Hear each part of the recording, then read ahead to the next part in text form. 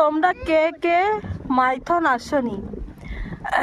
একবার এই শীতের সময় বা যে কোনো সময় আসানসোল এলে মাইথনটা অবশ্যই একবার ঘুরে যাবে। এত অপূর্ব লাগবে যা বলার নয়। চারিদিকে ওই যে পিছন দিকে ওগুলো তোমরা মানে কুয়াশার জন্য দেখা যাচ্ছে না, একটা দুটো তিনটে চারটে পাঁচটা ছটা দ্বীপ আছে ওই দিকটা,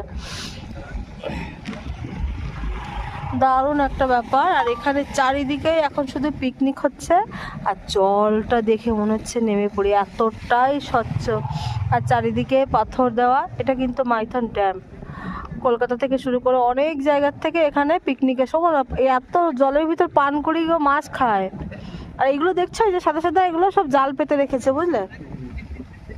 তো চলো আমরা ওই দিকটা এখন যাচ্ছি। তো এই জায়গাটা থেকে থেকে ভীষণ ভালো লাগছিল দেখতে। মোটামুটি 30-40টা ছেলে মেয়ে এখানে স্নান করছিল পিছনে, তারা আমার হাতে মোবাইল দেখেই চিৎকার করছে, "এই আমাদের ভিডিও বানিয়ে নেবে, ভিডিও বানিয়ে নেবে।" মানে সবাই খালি গায়ে ছিল, বলছে আগে যাও আগে যাও। তো যা হোক ওই জায়গাটাতে ভিডিওটা বানাতে পারলাম না। ছেলেদেরও তো ইজ্জত আছে না, তো দেখে কি লাভ। যা হোক চলো আমরা ওইখানটা যাব। চলো চলো চলো চলো।